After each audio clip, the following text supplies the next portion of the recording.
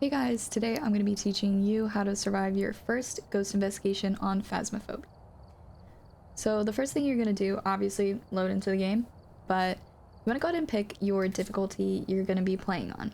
Now, this is going to vary for everybody. I personally recommend just learning how to play the game on professional. It's pretty much the same as these earlier difficulties. Really, the only difference is amateur, your breaker starts on. You're only going to get ×1 rewards though. Intermediate, you're getting ×2. Your setup time is a little bit shorter, but you don't really need it. Your fuse box will start off. You won't have all hiding places, but you'll still have a lot. Professional, same thing. Setup time is a little bit shorter, but again, your rewards are going to be ×3. This is way better. You're going to level up faster, and it's pretty much the same. So we're going to be doing this on Tanglewood. Obviously, there's a lot of different maps. You'll unlock these as you level up in the game. Tanglewood is truly just such a great map to learn on. There's only 11 rooms, there's 2 floors. There's a lot of really good hiding spots that you'll have no matter what, and I'll show you guys those. But it's just a super good map, super fun. Definitely one of my favorite maps, and I'm higher level. I still play it all the time. So we're gonna go in. I'm only gonna be using the starter equipment. Realistically, this is all you need to find the ghost and survive. As you get higher level, it's gonna be a lot easier using things like crucifix, incense, using the photo camera to get pictures, salt, etc. But when you're first starting out, you don't need all the fancy stuff. So let's go ahead and load in. I'll go ahead and break down what each item does, what we're gonna take in to start off. But let's actually look at this side of the truck. So, light switching. We are investigating Eric Hill. Now, there's a couple different screens. The sound sensor is not really important at this point in the game. The activity monitor can be kind of nice, but don't worry too much about it. The map is super duper important. This is just gonna kind of tell you where things are on the map. The big thing that you always want to look out for is it'll actually tell you where the breaker is. Professional and lower, it'll give you the breaker location. So Tanglewood has 2 places that the breaker can spawn. Each map has specific breaker spawn locations. If you're not sure where those are, you can always check on the map. Now, the first one is in the garage here next to the door. It is not there. It's going to be in the basement along this wall. So now that I know where the breaker is, I know that I can safely just walk to it, turn it on, and we'll be good. Next, I want to look at my sanity. Now, sanity is important because as it gets lower, we get closer to where the ghost is basically in range to hunt. As long as we're above, like, I would say 80, we're pretty safe. The way that we're going to keep staying safe throughout the game, once I turn the breaker on, I'm going to turn on lights throughout the house while I look for the ghost room. Keeping the lights on is going to keep my sanity high, and in turn, the ghost can't hunt me. This is going to give me more time to gather evidence and figure out what type of ghost it is. Now, with the evidence items, if I open my journal, press J, it'll open, J, it'll close again. I can go ahead and see there's 24 different ghost types. Each ghost will have a combo of 3 different, well, that's not a ghost, but 3 different evidences, right? So each different equipment is going to give me different types of evidence. Every time I check one off, it'll eliminate a lot of ghosts. I can also cross off evidence and say it definitely does not have this, and it'll cross off even more ghosts. So we have the EMF reader. I can walk around the house. If the ghost touches, say, this button, for example, it'll move the needle kind of upwards, and it'll go from either EMF 1, 2, 3, 4, or even 5, telling me that the ghost interacted with something. If it hits 5, I then know that we have EMF 5. This is our spirit box. I can turn it on. It'll make some radio noises. I can use my push to talk button and say things like, "Where are you? How old are you?" The ghost can respond, and then that would give us spirit box evidence.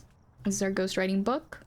I'll go ahead and place it down somewhere on the floor in the ghost room, and the ghost can kind of scribble or write things in it, and then we'll know we have ghost writing.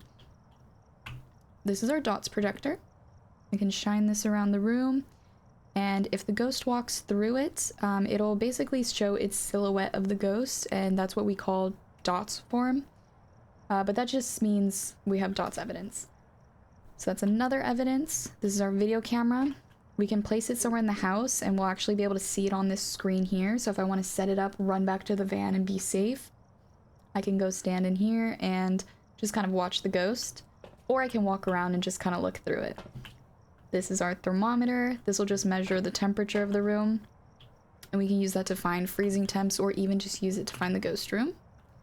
And lastly, this is our little UV flashlight. So ghosts can interact with pretty much any item, but there are certain items they can leave UV fingerprints or handprints on. So doors, for example, they can close doors and they'll leave just a full-on like handprint on the door, and we can see it with this flashlight. They can also turn on and off lights and we'll see some UV fingerprints, and then there are also little coolers that they can touch and they'll leave a handprint. They can also interact with the breaker and it'll leave either a handprint or fingerprints. So that's another evidence piece. Now, selecting what you want to bring in to find the ghost room, everyone's going to have different preferences depending on how I'm feeling. So I always bring a flashlight just so I could see. I always bring an EMF just so I can see if the ghost is touching anything or interacting in any way. And I usually choose between either the thermometer or the video camera to look for ghost orbs. Today I'm just going to use the video camera, but thermometer is a really good one to bring as well. You can really use anything to find the ghost room. I've literally found the ghost room with like spirit box before, just walking around being like, where are you, where are you? And it just happened to respond. I've seen people use UV and just immediately find fingerprints, so you could use whatever you'd like. Now, when we walk in, we're going to be walking around looking for EMF, and I'm also going to be listening. I'm going to be listening to see if I hear the ghost throw anything, touch any doors, do anything, and that can be a way that I find the ghost room. So when we head in here, I'm going to book it straight for the breaker, and then I'm going to start turning on lights as I go. So when I come back up, those will be on. Now, if we remember correctly, the breaker is going to be downstairs in the basement. And now we should have some lights.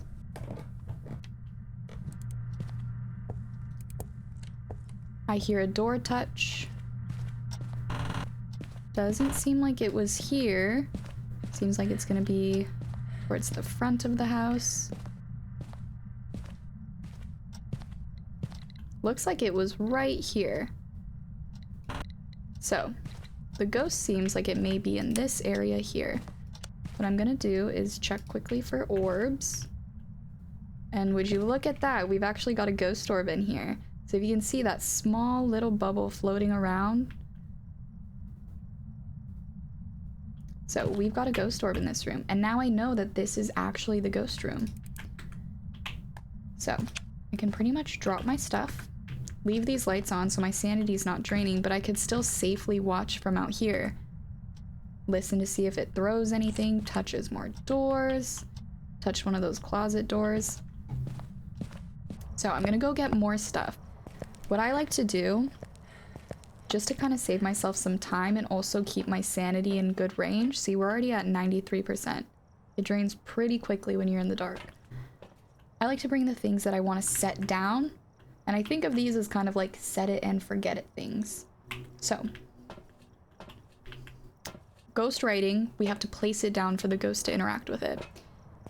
The temperature, this one's kind of finicky. So the house, think of it this way. The house is warming up because we turned the breaker on. The ghost room is cold. It's been cold, but the rest of the rooms in the house are heating up. So I'm gonna drop this in here and just let it kind of lower over time. Okay, so it already evented on me. I didn't like that. But does not like us being in here. I'm gonna set these things down so that the ghost can interact with them. Then I'm also gonna run out and grab the last two things I need. And then when I come back, you never know. There might already be freezing temps on the thermometer. We might have ghost writing. But those are where I like to go put those things in there and then just kind of forget about them. Touched a door. So, look at that. We have UV. So I can kind of just come back in here and look for things. It also touched this window when we weren't in here.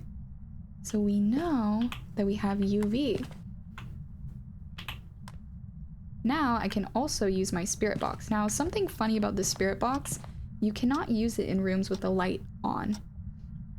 I can use it in rooms with the light off though. Where are you? Are you here? How old are you? Where are you? Okay, so nothing yet. What I'm gonna do now is step out of the house because I'm safe out here. And I want to cross off what I have. I remember that I definitely had UV and I definitely had a ghost orb. So it's a Banshee, a Hantu, or an Obake. Let's go ahead and step back in here. Let's try temperature again. Let's try, where are you? Are you here? How old are you?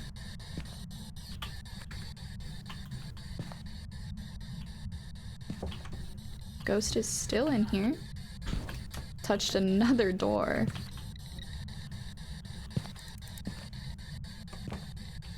Looks like it touched a door out here. Where are you? Are you here? How old are you? Where are you?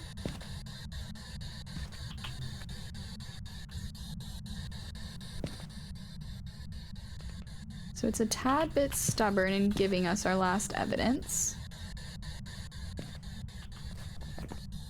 Now, we can also see what are the 3 things that the ghost might have.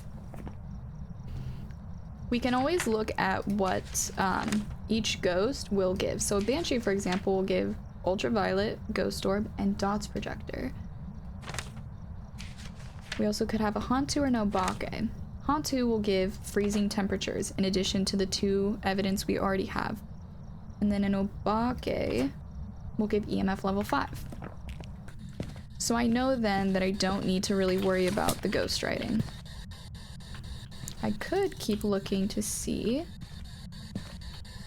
if it wants to do that. Where did my thermostat go? Oh, here we go. It's not really giving freezing temperatures. You'll also notice I do have cold breath in this room. My character is giving cold breath. The game used to work where it would give you freezing temperatures and you would have freezing or cold breath. The game doesn't work that way anymore. You can just have cold breath in the ghost room. Looks like it's wandering into the hallway as well.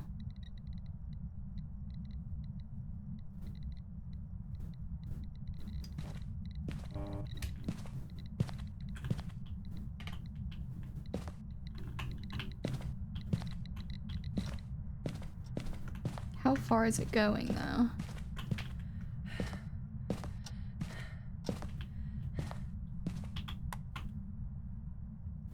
Oh, we might get freezing here. Let's see. Nope, it doesn't want to go. Where are you? Are you here? How old are you? Where are you? Are you here? How old are you? Now, there's a reason I keep checking Spirit Box. We do have a ghost that will mimic with UV, freezing temps, and Spirit Box will also mimic a ghost orb. And I have a ghost orb in UV. So I want to keep in the back of my mind, this might be a mimic. Still no EMF 5. See if we get freezing temps. It's getting quite close. Not quite there though.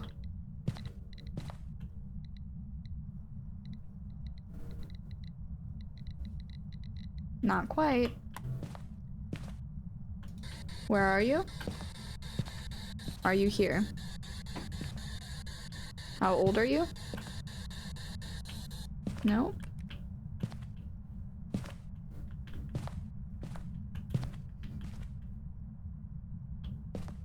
thing with dots is it's kind of just a game of patience and also luck.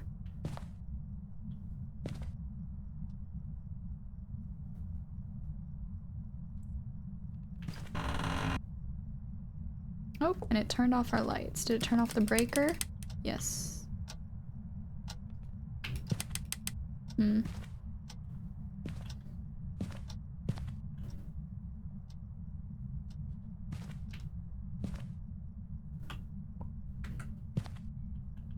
Temperature one more time. It is so close to freezing. Might get it here. Okay, that is freezing temperatures. So, we can assume it's a Hantu. Now, like I said, a mimic can do these exact same evidences and also do spirit box. So let's check one more time. Are you here? Where are you? How old are you? Where are you? Where are you? Okay. Not getting any spirit box, so it hasn't even hunted yet. And I already know that this ghost is a Hantu. Now, just for sake of, let's say the ghost did hunt, I'm going to show you some easy hiding places that you will always have no matter what. Hiding places could be turned off and you will still have these hiding places. We know the ghost is in this room, right? Let's say the ghost hunted on me right here. I can run to the nursery here, and as long as the ghost doesn't see me yet, I can just tuck right here. The ghost will not get me, okay? Another place. Now, if the ghost room was the nursery, do not use that spot. Another place I can go. This is our dining room. As long as the ghost room is not here, you can actually just tuck right here and the ghost will not see you. You can get unlucky and the ghost will path this way and it could see you here, but 9 times out of 10, you should be okay right there. You can also, if you're in like a sticky situation, you can just tuck right behind this countertop. This will break line of sight with the ghost and it should not come to you. Even if it comes towards the kitchen, you can just kind of like inch your way around and the ghost won't see you. So those are some get out of jail free hiding places. Oh, we do have a hunt, so I can show you.